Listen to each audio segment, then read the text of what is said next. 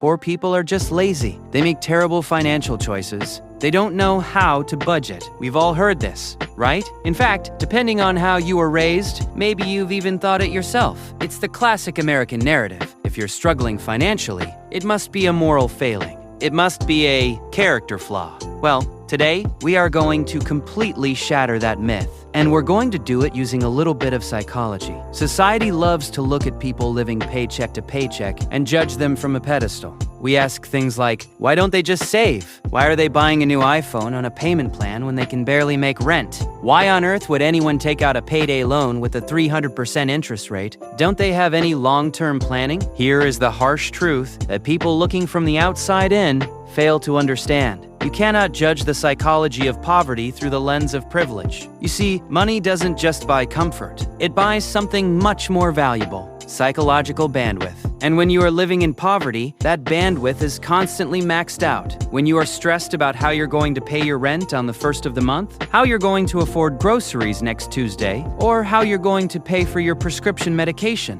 that scarcity completely narrows your focus. Your brain enters a literal survival mode. You physically and mentally cannot think about a 5-year plan, a 401, or investing in an index fund, because your brain is screaming at you, how do we survive today? When you don't know what tomorrow looks like, you have no choice but to place all your bets on today. To someone with a comfortable savings account, this looks like terrible decision-making. But psychologically, it is a necessary adaptation to an incredibly hostile environment. Let's talk about the internet finance gurus. You know exactly who I mean. The guys in suits on TikTok or YouTube yelling at people who make minimum wage, saying, look at these irresponsible people. They're broke, but they just financed a $1,000 TV or bought the newest smartphone using Klarna or Affirm. Here's what those spreadsheets and finance bros completely miss about human nature: the human need for dignity. When your entire life is a stressful, exhausting grind, when you are working 2 jobs and still falling behind, dignity and a sense of normalcy matter more than anything. Buying that TV on a payment plan or getting that new phone isn't a waste of money to someone in poverty. It is an emotional relief.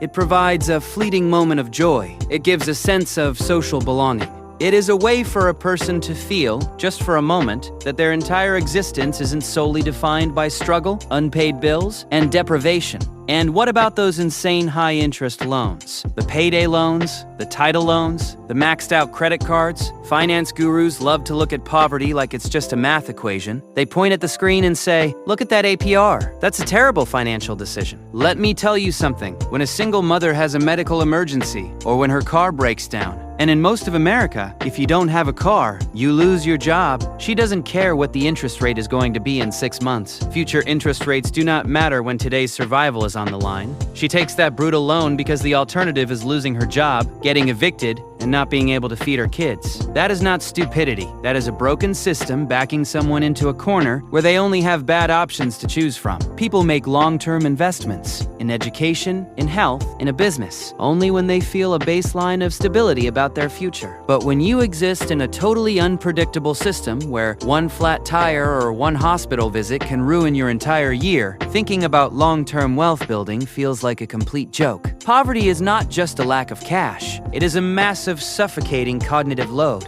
The constant anxiety of mentally calculating every single dollar at the grocery store drains your energy. If you spend your entire day doing the complex math of just staying alive, you literally do not have the mental energy left to strategize your way out of the working class. Poverty does not make people foolish. It makes them exhausted. So, the next time you see someone struggling financially, before you judge their spending habits, their debt, or their life choices, remember that you are looking at someone fighting a daily battle you might not have the capacity to understand. Empathy costs nothing, but judgment? That just shows a lack of character. Thank you for watching.